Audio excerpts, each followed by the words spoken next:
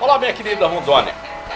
Estamos de volta aqui e mais uma vez trazendo esses assuntos que são importantes para nós. O Brasil está vivendo um momento estranho, não está? O que você acha do filho do Marcos Rocha ser indicado para ser... Não, nesse caso não dá. Mas e que tal o filho do Bolsonaro ser indicado para ser embaixador nos Estados Unidos? Se você pensar direito, o Brasil tem uma tradição de embaixadas. Tem um cidadão chamado Oswaldo Aranha, que foi o primeiro homem a presidir a ONU. É por isso que o Brasil, todo ano, quando vai fazer a abertura do ano das Nações Unidas, o Brasil é o primeiro a falar, o primeiro a discursar. Tem muito a ver com isso aí, assim. E o Oswaldo Aranha foi um homem que esteve ali no final da Segunda Guerra, ele foi uma expressão. O Itamaraty, ou o Instituto Rio Branco, que forma os nossos embaixadores, é uma referência mundial. Durante 15 anos aí teve meio atrapalhado, porque a gente tinha um chanceler que não era chanceler, que era o Marco Aurélio do PT, que era o homem que mandava nessa política, uma política errática. Mas vamos lá, era aquela linha do PT, então vamos respeitar. Foi aquilo ali durante muito tempo. Aí vem o Bolsonaro, e na hora que ele indicou primeiro o chanceler, eu disse assim, cara, por que esse daí? Não, porque esse daí tinha sido indicado por alguém que era amigo do Bolsonaro. Ficou aquela coisa meio estranha. Aí o Bolsonaro resolve fazer o seguinte, agora o filho dele fez aniversário e 4 dias depois, tendo já o prazo limite para a partir daí ser embaixador, está indicando lá para os Estados Unidos. Eu não sei se vai passar ou não vai passar, porque tem a sabatina do Senado. Mas do jeito que as coisas andam, é muito provável que vá. Se você me perguntar, é legal? É, mas é indecente também. É indecente porque isso cheira nepotismo. Isso cheira aquela história de que eu vou trazer meu filho para trabalhar comigo porque eu confio no meu filho. Ora, não é assim que a música toca, não é desse jeito que a banda vai. Então, vamos acompanhar isso aí, vamos ver o que é que vai acontecer. Essa semana nós vamos ter aí a primeira reunião do Mercosul, em que o Bolsonaro começa a ficar. É um período em que ele fica presidente, ele ou qualquer outro. É rotativa essa história, mas ele vai ser o presidente do Mercosul, que está vivendo o melhor momento da sua vida. O Mercosul foi criado, depois foi travado, foi isso, foi aquilo, mas estamos indo. Preste atenção, porque tem muita coisa para acontecer daqui até sexta e na próxima semana também. Bom, tem algo que está aqui impactando as nossas vidas desde 1900 e Guaraná com rolha. Desde que o Estado foi criado, nós falamos a respeito de quem é que fica com o salário do servidor. Claro que eu vou falar de transposição. E para falar de transposição, eu poderia trazer uma série de pessoas, mas eu fui lá para beber na fonte. Luciano Alves, procurador do Estado, é uma pessoa que resolveu dedicar a sua vida a essa causa. Ele não, já tem alguns anos, eu ainda estava na outra televisão, ele falava, Léo, isso aqui é a causa da minha vida. E ele se enfiou de cabeça nessa história e hoje eu acho que é a pessoa que mais entende do assunto, que é ele, meu convidado de hoje. Olá, tudo bem? Muito acho que eu contei tudinho, né? Contou, mas você elogiou um pouquinho. Eu quero saudar a sua vinda aqui, brindar a sua vinda, Obrigado. Brindar com saúde, brindar com mina linda, dizer que é uma satisfação recebê-lo aqui e que esse é um daqueles temas que há muito tempo está aí na cabeça de todo mundo. Tintim, saúde.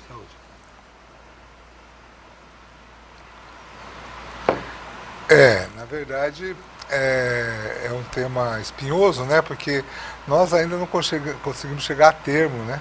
Sempre nos devem alguma coisa em relação à União, né? Nós estamos desde 2009, quando saiu a emenda, depois 2013, quando houve as primeiras opções, e até hoje nem aquelas pessoas que fizeram, todas aquelas pessoas que fizeram a opção em 2013, 2014 foram transpostas, né? Doutor, quem, afinal de contas, pode ser transposto? Um detalhe, tem uma data limite aí agora, né? Era 4 de julho, parece que mudou agora para 4 de setembro. Data limite para fazer a opção. Ainda não recebemos nada do governo federal nesse sentido. Ainda não, né? Ainda não. Mas há uma informação... Há uma promessa do presidente da República, que o governador anunciou, que será prorrogado esse prazo, mas ainda não consta nada oficialmente. Mais que justo, né? Mais que justo. Eu acho que sim. Sem dúvida. Porque foi muito logo depois que foi assinado, o prazo que ficou foi exíguo, né? né? É muito exíguo. Na verdade, o que acontece é o seguinte, quem pode? Nós tivemos várias emendas constitucionais. Vou fazer um histórico, Léo, de novo. A primeira emenda constitucional foi a emenda constitucional 60 de 2009. Essa abarcou os servidores do Estado de Rondônia. Depois veio a emenda constitucional 79 de 2015, que incluiu Roraima e Amapá. Isso. E Rondônia também em alguns casos. E depois veio a emenda constitucional 98, que foi totalmente, não digo totalmente, mas 95% exclusivo para Roraima e Amapá. Uhum. Por que isso? Porque Roraima e Amapá se transformaram de território e Estado sob a égide da Constituição de 88. Então, principalmente Roraima, só tinha, se você pegasse quem poderia ser transposto, daria uma faixa de 800 servidores. Meu Deus. E aí houve um problema político. Uhum. Aí o Jucá, preocupado, fez uma emenda constitucional Jucá Romero Jucá, senador à época. Isso. Senador à época fez uma emenda constitucional que pegava só eles, né? E aí até um artigo de quem trabalhou 90 dias lá pode ser transposto. Inclusive essa matéria é matéria de arguição de constitucionalidade pela própria Procuradoria da República. Mas peraí, viu, doutor? Vamos logo dar uma machadada aqui nesse galho de árvore para tirar a Rondônia do meio. É passível de arguição de inconstitucionalidade, de constitucionalidade, para Amapá e para Roraima. Para nós não, para né? Amapá e Roraima, principalmente nesses artigos aí. Isso. Né? Para nós não, nós estamos fora. Nós estamos na emenda constitucional 60. Né? Beleza. Então o que aconteceu? O que aconteceu foi o seguinte, aí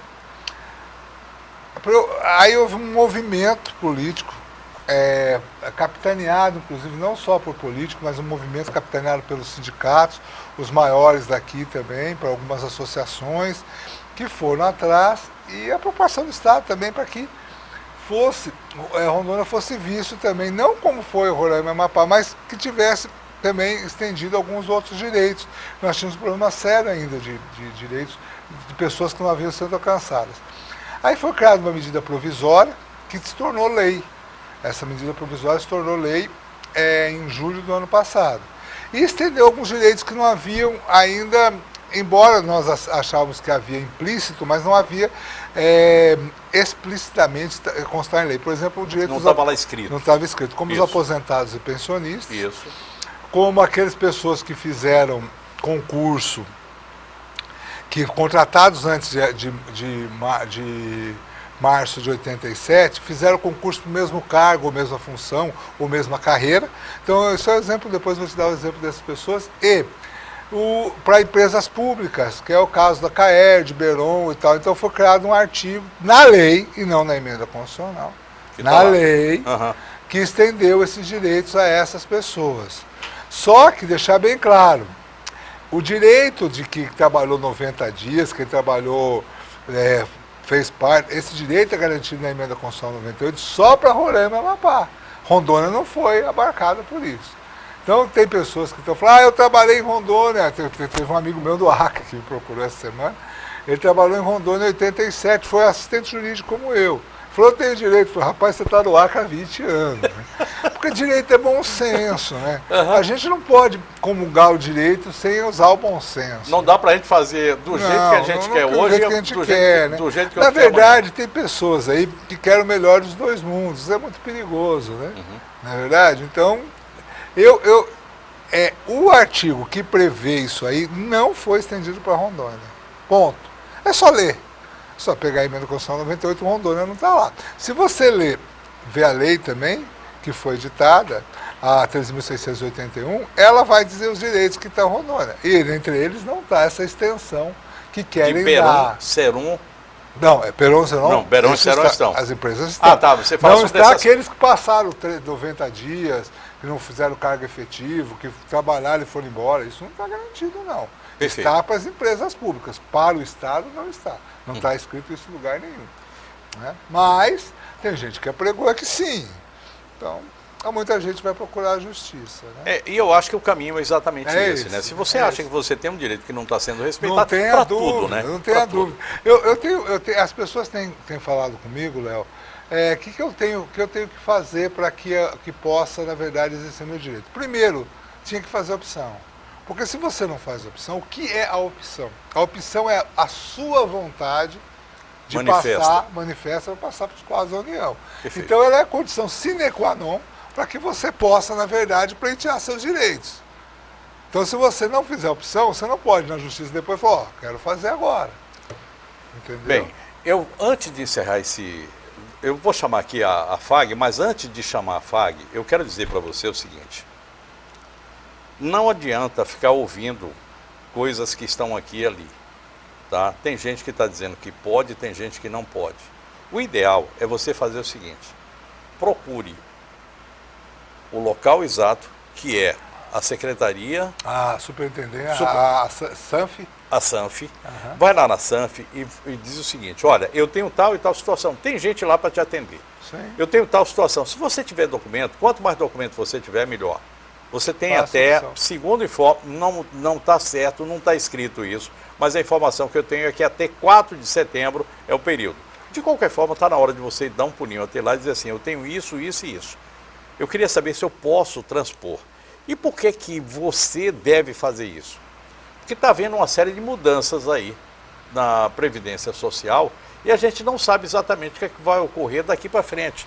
A Previdência já foi aprovada, a reforma não foi aprovada ainda não. Tem uma outra votação que vai acontecer, me parece que com 13 itens. Tal. Esse é um assunto que a gente conversou aqui na segunda-feira, você vai estar lembrado disso. Então é o seguinte, é importante que você vá lá e faça a sua opção. Quando você faz a sua opção, você pode até depois dizer, eu não quero mais. Mas se você não fizer, você não pode dizer tempestivamente, depois que agora eu quero. Porque aí já venceu o prazo, ó, balbal. O nome é balbal mesmo, adeus viola, não tem mais nada para ninguém, tá feito? Ou como diz aquela piada suja, quem corocou, corocou, quem não corocou, não coroca mais. E acabou, tá feito? Vou falar de FAG dizendo para você o seguinte, a FAG abre as portas para o seu futuro. Vou falar mais uma coisa aqui, que todo mundo já sabe. Se você estuda durante 4 anos, você vai receber um diploma. E esse diploma lhe abre uma série de portas, possibilidades enormes.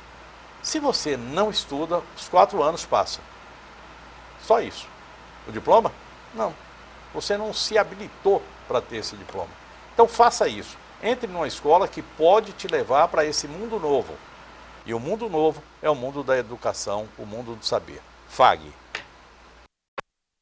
Educação à distância não é novidade. Estudar no seu tempo e em qualquer lugar é real. O que vai transformar e te fazer crescer é a qualidade. Descubra a graduação EAD FAG. Surpreenda-se com a plataforma e metodologia do Centro Universitário Assis Guilherme. Escolha seu curso. Diploma igual ao presencial. Acesse ead.fag.edu.br. Vestibular aberto. Inscreva-se. EAD Centro Universitário Assis Guilherme.